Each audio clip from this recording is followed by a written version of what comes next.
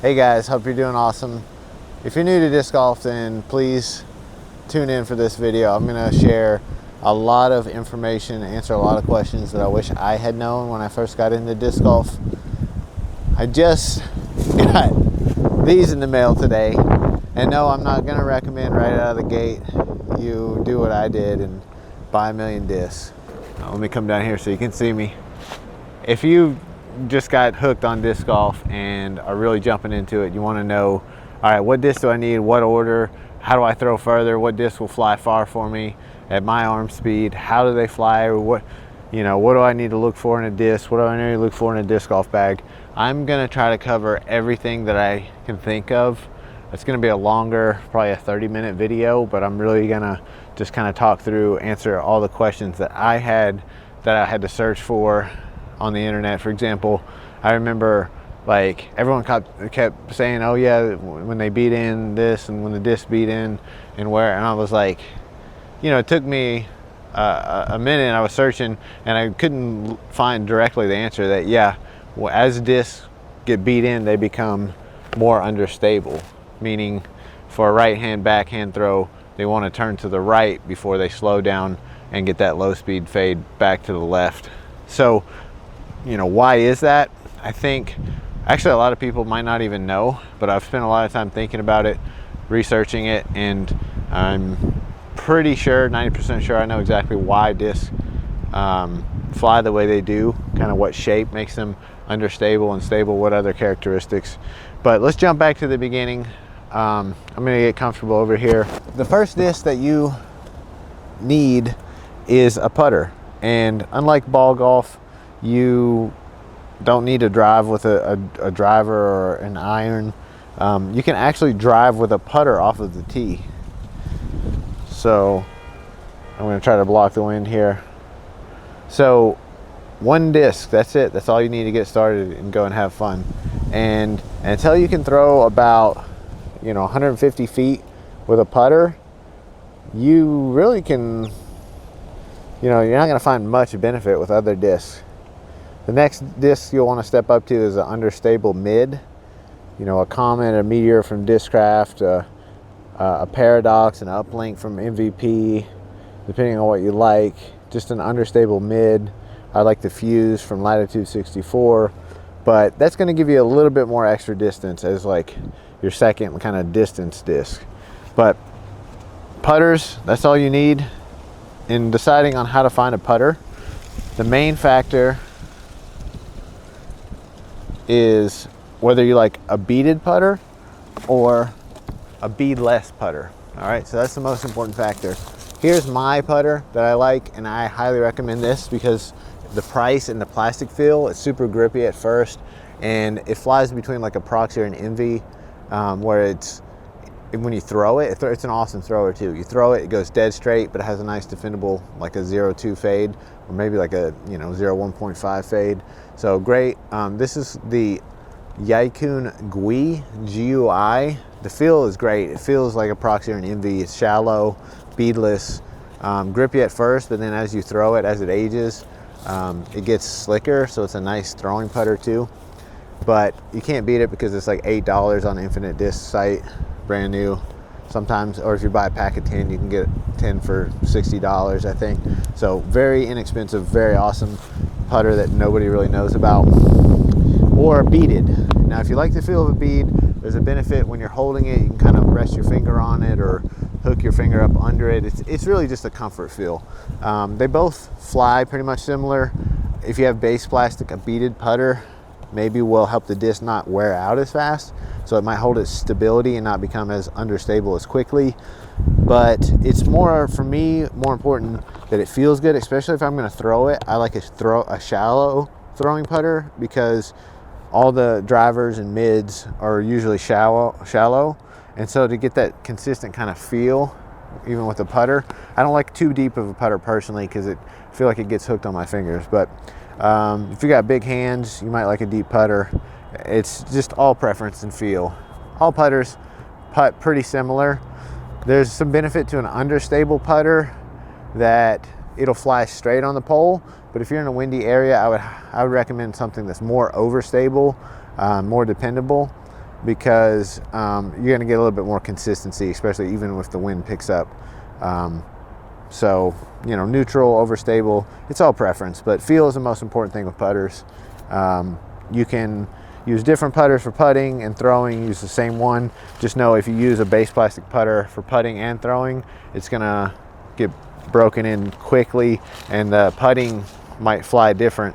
I feel like as I putt and it gets worn in, it doesn't have as much glide to the basket. So sometimes I like changing it up and putting new putters in because it's just an easier kind of feel. I mean, it takes just a fraction less power to get it to the basket. All right, so that's putters, and that's all you really need. You don't want to jump in and get a distance driver or destroyer. That's a mistake you probably heard a lot of people make. But you get an understable mid-range. That's a good second disc I would recommend because you can get some extra distance. And I would even start thinking about an approach disc, maybe as your third or even your second. I love, most people, the most popular is the Zone. I like this Jawbreaker Zone. It's very grippy and it kind of beats in to be a bit straighter pretty quickly. But I have a lot more, even the base plastic Zones I just got in the mail. I want to try out a titanium Zone. I mean, the feel of the Zone is great for both forehand and backhand because it's very shallow. It's even shallower than that putter I was showing you.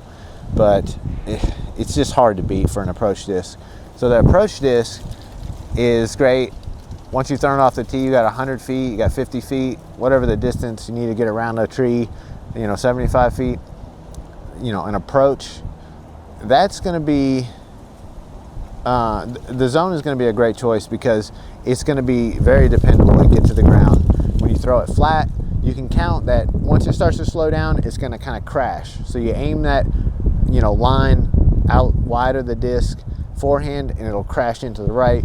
Backhand, for a right-handed player, it'll crash into the left, but you can kind of predict that crash, that hard crash. Or you can even flex it, meaning for a forehand, you throw it with some anhyzer. So as it wants to fade to the right, it first needs to kind of do an S flight. And so super, super important to get a good approach disc if you want to score well. They don't go as far, but they definitely help your score, help you get it next to the basket. So my two favorite are the Berg, which is, think, anti-glide, because, and I'll get into why discs fly the way they do, the wing shape. Most discs are shaped kind of like a wing, where you can get some extra glide and lift from the shape of the disc. But the Berg is concave, I think is the word. It's where it goes in, so it's kind of like, think, anti-glide.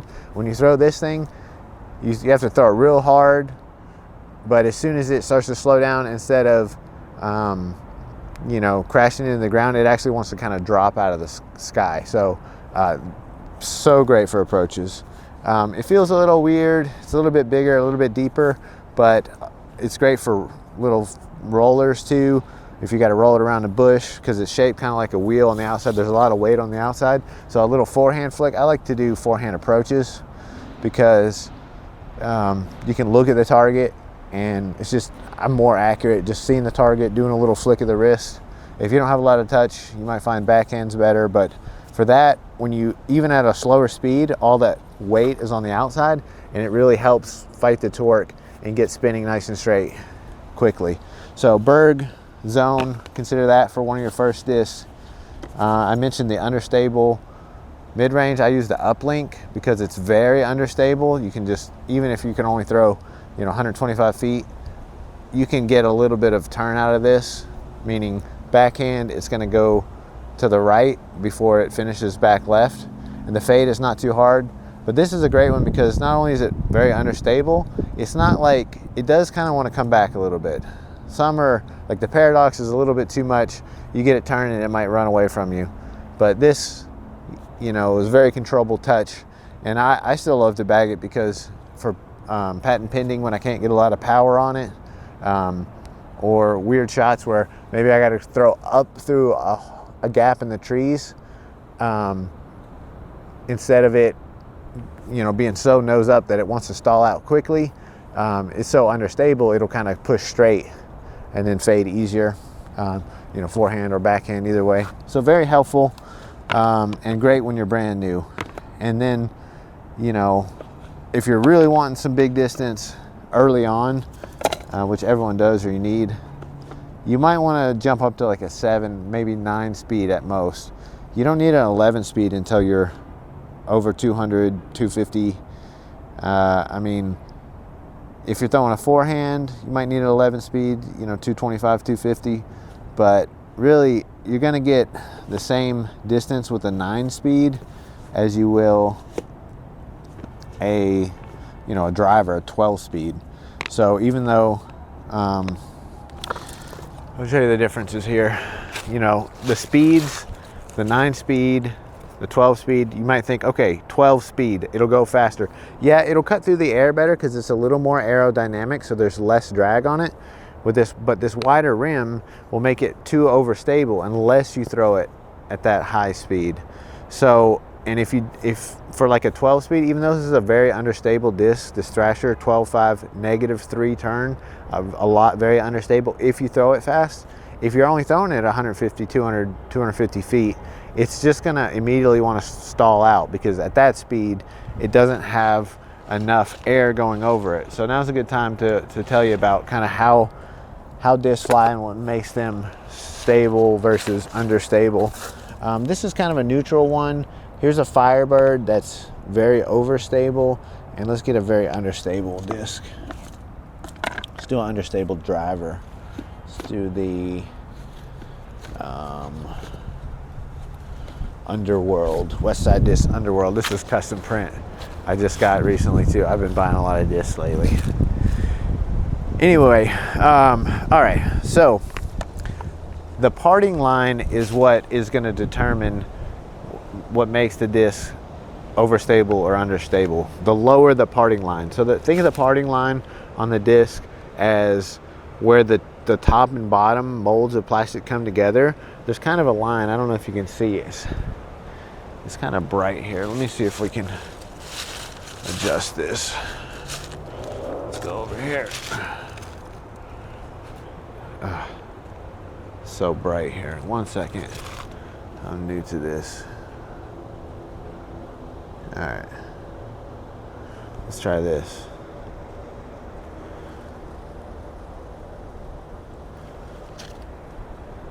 Still kind of bright here. All right, the parting line. So on this wing here, it's kind of like a wing shape. What makes it understable, let's look at this one. This one's lower and it's got less of this kind of curved hook on the underside, whereas an overstable disc is the parting line is much higher and a lot more wind is going to come hit the underside of the disc. So what happens is for an understable disc that's spinning, say I throw it right hand backhand, it's going to be spinning like this, right hand backhand. What's going to happen is most of the air when it's going very fast is going to go over the disc, and the lift force, there's kind of two lift forces that work on it. If you're as old as me, in school they taught that just the air moving faster causes lift. That's actually not the case, and they've since corrected that. It's actually two forces, and the first one is the air coming over, and it's actually kind of lifting on the back of the disc. Whereas when it slows down, then more of the air goes on the underside. So there's some lift kind of pushing up on the disc here, and some kind of, think of a suction cup, kind of the air sucking up the way you would kind of think of an airplane wing with the air going over it, kind of sucking up. So when it's spinning really fast, high speed, at high speeds, when it's flying through the air really fast, more air is coming, lifting on the back. And as lift applies to a spinning object, it kind of comes at a 45-degree angle. It doesn't just lift straight up like this, it lifts kind of like this. And so what that's going to do is make the disc turn to the right if it's understable. But then as it slows and it pushes here, the disc is still spinning. It's more like the disc is pushing this way. So as it slows down and stalls out, the lift force becomes more underneath and then kind of stalls it back to the left. And so that's how you're going to be able to get maximum distance, is by doing a big S flight through the air, where you throw an understable disc that will first, most of the lift pushing here, turn it to the right, but as it slows, fight back, and the lift comes up here for it to stall out. So on a more overstable disc like a Firebird, it's gonna, if you throw it really hard, it'll go dead straight. Instead of it turning, it'll just go straight, or it'll immediately fade out, or it'll go straight and fade out, because a lot of that air, sorry again for the car horns, there's a car dealership behind me, most of the air is going to come, this is a more aggressive kind of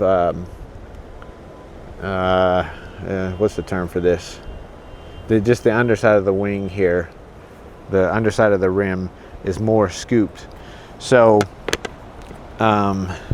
this one's kind of gradual, so it doesn't have as much fade. Sometimes you'll see like this one's pretty good because it's understable, but it also has a bit of a scoop, so at the end it'll have some stability. Great mold here, the Underworld.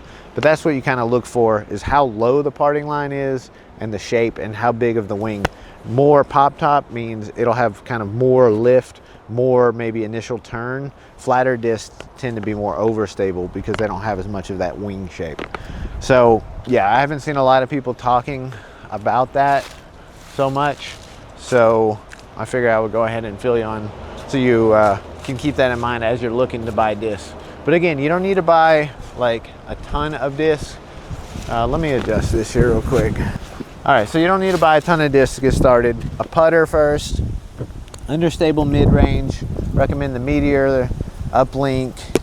Those are the Fuse from Latitude 64, the Svea from Kastaplast. I love Kastaplast plastic, and that'll get me into the next topic. That's why I have so many discs, is because so originally I was more concerned with how deep the discs were, and that helps with consistency, having a shallow putter. But now that I realize I've been working a lot on my form, gained about 100 feet of distance, I really realize the grip is very important for consistency, but also even power and getting a good nice grip so you can get some extra whip action from the disc itself as your arm's moving through the throw. I hope you can hear me okay. Anyway, the feel of the plastic is very important, something to keep in mind, how grippy, how durable. So that's why I love Kastaplast or K1 plastic. It's very similar, I think, since Latitude or House of Discs purchased Kastaplast. I think their Supreme plastic from DD and their Royal Grand is very similar to K1. I think they all might even be the same. But I have this beautiful new Kristen Tatar that I have not thrown, a Grace. I just love the grip on this. It instills confidence backhand and forehand too. Nice and grippy, just feels nice and snug in there. So I love the feel of the plastic. So that's something to keep in mind. Really, I guess my advice would be figure out what molds you like first and what companies you like first before you go all in and go crazy. But I've been playing since COVID, about 2020, and I know what I like now and what the feel of the plastic I like. So that's why I'm trying all the molds from House of Discs in this type of plastic to see if I can get a bag made out of that for consistency. But yeah, some people will like to get a lot of the same disc because, let's see, what do I have a lot of? I have a lot of the putters. I guess I'll show you my putters. I have a pink one. This was my original. So as the discs wear in, I've got a brand new putter. This is my original putter. Oh, back to putters. One thing that this was the case for me, but it might not be the case for you, it may or may not, is that the putter I started with, this one my brother gave me, I ended up trying all the different putters and feels, and I came back to it and I just made the most. I think it's like a learned muscle memory of the feel of the disc. So just be aware that the first putter you try might end up being your favorite. So that's the way it was for me anyway. But to be honest, they're all very similar. You find one that you like the flight and or feel, and then just settle on it. Don't bounce around.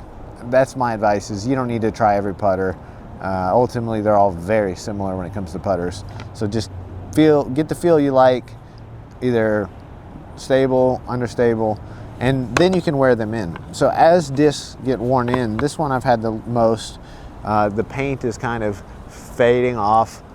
This plastic is nice and slick now. Kind of a little bit of grip to this one. This is kind of medium wear, and this one's brand new. So as a brand new disc, if they have nice stability, they tend to be more overstable. As they wear in, they become more neutral, meaning more straight flying, less overstable, more, they get more understable. But until they're really, really, really worn in and like warped up, here's like a lightweight one that's all warped. I mean, this thing is so unstable because pretty sure the reason is that these like dimples and nicks and dents and scratches tend to make, it's kind of like dimples on a golf ball, where the air, you would think logically, or at least I did originally, that there's a lot of nicks and scratches. The air kind of hits it and there's more friction on it. But I think it's actually the opposite, because I think what happens is the little air, like in a golf ball, the little dimples of air, dimples hold air, and then the air that's in those pockets make the other air flow around it. So I think you're actually getting more airflow over the disc, making it more understable. Or that, and or a combination of like this warp disc. I don't know if you can see, it's been outside here, it's warped.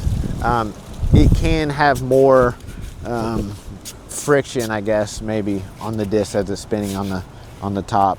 So I'm not positive about that, but that's the case 99% of the time. I've never seen a disc get more overstable with wear. They always get more understable. And so back to my point is, say you find a T-Bird, a mold you really like a T-Bird, a 7502, meaning it'll go nice and straight and with the finish, or you can flex it and it'll come back.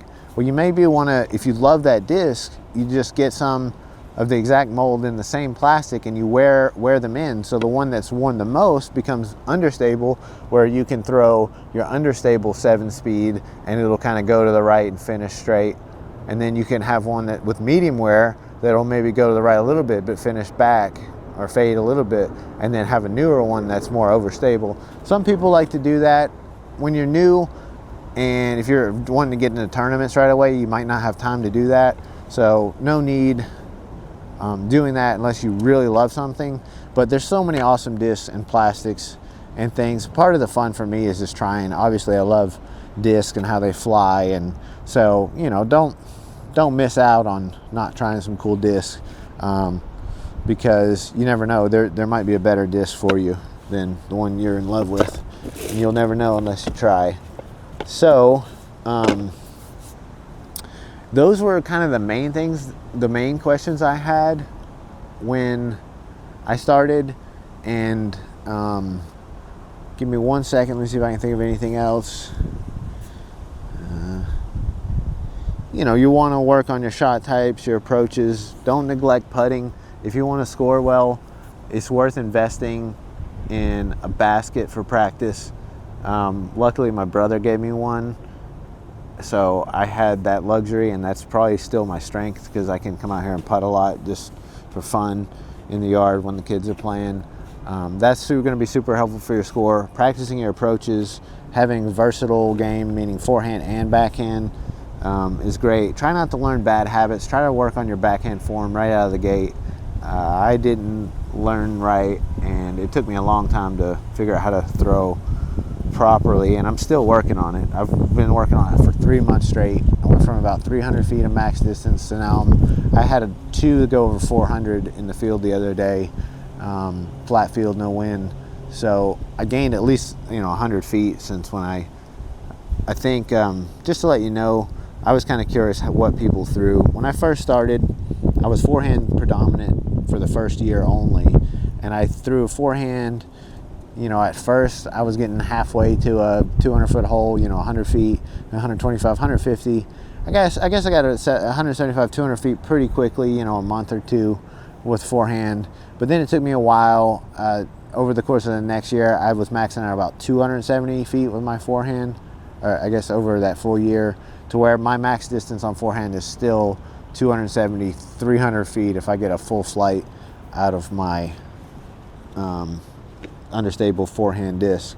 So, but then I worked on backhand, and then kind of same thing. I was stuck at 200 feet for a while, 225, 250, you know, for a year. And then I was really at about 300 feet, maybe 285 controlled, 300 feet for 2 or 3 years, from year 2 to, well, till just about 3 months ago.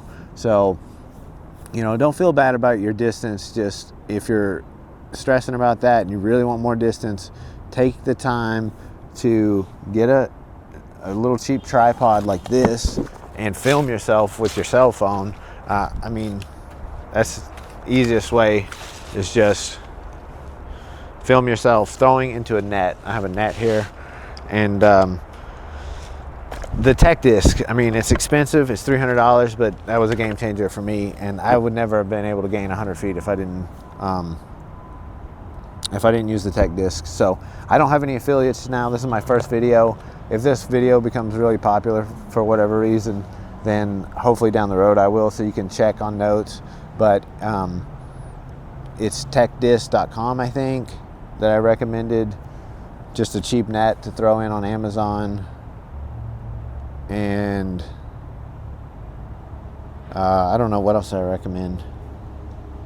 All right, so if you've liked this video so far and you're still you know, wanting to hear more, I guess what I'll do is I'll show you my in the bag real quick, because this is kind of, I am about to retire a bunch of these discs, because these were kind of my 300 foot range discs. And now that I'm throwing at 400 feet, oh, that's one more thing is, you know, the discs are going to fly different for everyone. So you see a Paul McBeth throw a Onyx and it goes dead straight, you know, 350, 400 feet. Well, an Onyx for me was just a complete meat hook, you know, a 10.603, and mine still is pretty beefy. I got to crank over on an Anheuser and it'll fight back quick. So discs are going to fly differently for everyone. So keep that in mind. You know, if you can find someone that's reviewing discs around your arm speed, my goal is to do some good disc reviews in the future and show them at different speeds. So hopefully that can be helpful for you. So please like and subscribe for that coming in this later on in this year. But yeah, let me just walk through my bag here. What I had already shown you was the Yaikun Gui putting and throwing putters in the Tiger plastic. It's not a good plastic for drivers, but it's amazing for putters. I've tried a couple of other putters and they feel great. They're great putters and you can't beat the price. And I mean, it's just my favorite. I think it's the best, but again, it's all personal preference with putters. So if you don't like it, you know, no hard feelings. The Berg and the Zone for approach, I like the Jawbreaker zones. I actually like to bag 2 Jawbreaker zones, so that way when I practice, I can throw 2 up shots if I mess up, or one of my local course that's closest to me, there's 9 tee pads but 18 baskets, so they're great for approaching both baskets, and that's also why I like to have multiple putters for extra approach shots. But then I love the Berg. I just got this is a K3, which feels great, but I got a K1 Soft Berg X, so I also bought a K1 Berg, regular Berg, that's coming in the mail, because I figured the consistent feel. I love K1. I think I've had one K1 Soft before, but I figured the consistent feel and having a Berg and an overstable Berg, like, it's so good, it's worth having 2. And I'll probably have different variations of the Zone coming up. But what I had bagged is 2 Jawbreaker zones and a Berg for approach. Then for my mid-ranges, a Buzz SS and a Buzz. Just love the feel of the Buzz. The Buzz SS flies better though. The problem with this though, especially as you can see in the fall with the leaves everywhere, it's hard to find. So I hardly ever throw it, even though it flies amazing. I had a Buzz SS too, but I didn't use it too much. It was in a different plastic, so I didn't get great consistency. I would tend to grip lock it because it was in a grippier plastic, which I tend to like grippier on my drivers, but anyway, that was a nice little 1, 2, 3 punch, just because of the feel are all very similar. With my Buzz says SS and Buzz OS. Then for my 6 speeds, I recently got the Signal, and I really like it kind of for touch understable 6 speed, because I still have 6 speeds. I might get rid of the 6 speeds, probably not the CACs, but let me go in order here. Understable, before I liked just the Crave. I have the Signal now and the Crave, and then I like the CACs Z. For most people, you hear a lot of people talking about like a T-Bird, a 7502 slot. Well, I actually like the 6502, which is the CACs Z from Castaplast, because I like the plastic, and I also liked the fact that it kind of popped up and went dead straight with a nice finish, like a 7502, but at my slower arm speed. I may still bag these. I'll definitely bag the CACs for my forehand, and I'll probably bag a 6 speed because I like it, the feel of it. It flies like a mid-range, but it feels better for forehand, and I do a lot of forehand approaches and sometimes need that mid-range distance for my forehand. Hopefully you can still hear me. I'm starting to freeze. All right, getting into 7 speeds. I just got the eDoog from Castaplast. Like I said, I'm trying to convert to kind of Castaplast and that type of plastic. But for 7 speeds, I had a River understable. My straight was a Cicada I bagged for a while. That was good, but I figured the River and Cicada are very similar. So I really actually only had 2 7 speeds. Again, I like the 6 speeds. I like 9 speeds even more. So just kind of the understable, neutral-ish River goes really far, and the FD in their C-line plastic is very overstable. So I love those as my 7 speeds. I'm going to be experimenting. I got a lot of 7 speeds in the mail.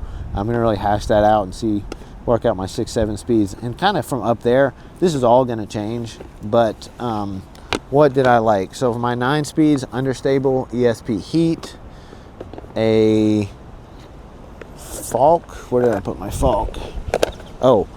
Understable. So my straight 7 speed was a River. My understable is this Underworld, and I like them both. So I probably will keep those maybe, and I might need a replacement for the River. It's getting too understable, but I got to work those out. But from here on up, I'm really hashing everything out I love this new Supreme plastic from Trespass K1 Royal Grand. Just so grippy and feels so good, and I like the consistent feel. So this is new, but what I had been bagging, understable 9 speed was the Heat. Straight 9 speed is the Falk. It says it's understable, but the ones I've had were more more neutral. I mean, just kind of whatever line you put it on, straight and far. I mean, I love the Falk. Very good. I would recommend this probably as your first distance driver if you want extra distance. I was throwing this further than my other drivers, and it's not like a gimmicky big S-Flight. It's like, no, for some reason this thing just cuts through the air and goes really far and straight. Accurate, good for woods, good for wherever. But it feels awesome. The Castaplast Falk, F-A-L-K. I don't know how to say the names, but I've got the Honor now I want to try as my overstable 9. Before, I just had those. The Honor's new. My Felon as my overstable 9. This is one of the discs I've had the longest. It's basically a Firebird or a Raptor. Very overstable, great for forehands to go. This would fight out immediately, but now, even at my slower arm speed of 300 foot max forehand, it will actually get a little bit of turn initially, and then it'll just hook 90 degrees right. All right.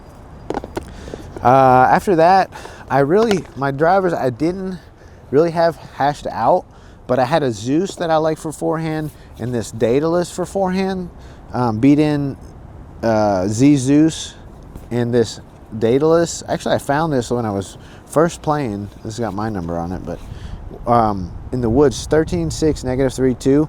Not a lot of people know about the Star Daedalus, but if it's not windy, this thing is, I mean, I get extra distance with this because put it on a lot of hyzer forehand, and I only throw it goes far and back into, but this is my forehand disc. Just get a full big S-Flight out of it. The wide rim 13 speed, great. The big Z Zeus and the ESP Thrasher were kind of my drivers, which the ESP Thrasher was just my understable max distance 12 speed. I was throwing nose up until I just fixed it 3 months ago. Oh, here's my Thrasher. I was throwing nose up, so it wouldn't be like too understable. It would, being kind of nose up, it would go a little bit understable and pretty straight, and then kind of finish. But that was kind of my go-to backhand. Now I have 40, 50 new drivers that I'm going to be trying out to see what I really like, what will go far. I like the Wild Honey a lot. I like a ton of good discs that I'm excited about. Some understable, the Destroyer. Actually, I got this used Destroyer and it bombs. Someone had gotten an Ace, so shout out to, I don't think it has his name on it, but Destroyer. I thought it was a used Wraith, it said in the used shop, but it's a Destroyer and this thing bombs. So I have 3 or 4 Destroyers that I'm going to be trying out now that I can throw 400. So yeah, what else? What other questions did I have? That was my bat. I guess the last thing I'll talk about, I just got the chalk bag. I haven't tried it out yet, but what I think is most essential in a bag, this bag from the disc store, if you're looking for a budget bag, it's been good for me since I started. 4 years old now, 4 or 5 years old, and it's held up. It's got no tears. It's durable. It was $40, so I don't know if disc stores got them anymore, but it's their disc store branded cheap bag. You know, get whatever you like. It's got water bottle pockets, but what's important is you need a towel. Don't forget to bring a towel. That's the most useful thing. A water bottle would be number 2. I mean, I just have kitchen towels. You can get disc golf towels, but you got to have towels to wipe mud and water off, even if it's dewy in the morning. So those are the top things. Bug spray, some good non-toxic, you know, organic bug spray. What else? Oh, minis. As you get into tournaments, you'll need little minis. I just got this. I'm pretty stoked. The maximum is 15 centimeters for a mini, and so I got these kind of Isaac Robinson minis. I'm excited to use this in my first tournament. I've only played 1 tournament with my brother, and that was awesome and so much fun, but it wasn't sanctioned, so I'm gonna be doing tournaments this year. Excited about that. So you'll need minis for that, mini markers, little mini frisbees, and I think I'll enjoy this because it's a little bigger, so it's easier to kind of see with your peripheral as you're trying to look at your target, as opposed to the little tiny ones. Plus it's bright red. What else is handy? A Sharpie. If you get an Ace, definitely need a Sharpie.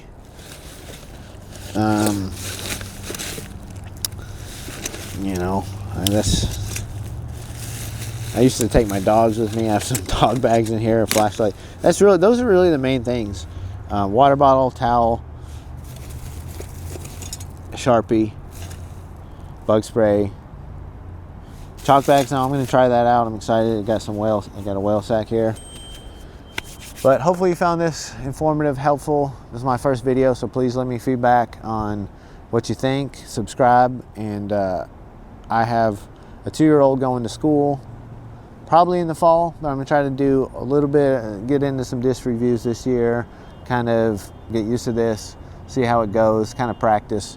But when he goes to school in the fall, I am hoping to make a ton of content. So stay tuned, and appreciate you watching and listening. I know this is really long. I don't even know how long it was.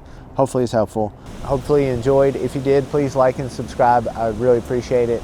And I just want to let you know that disc golf's hard, but it's a ton of fun, so stick with it and put in some work. The more work you put in, the more fun it is. So yeah, hopefully I can be helpful more in the future. So God bless you, and stay tuned for more coming probably later in the year.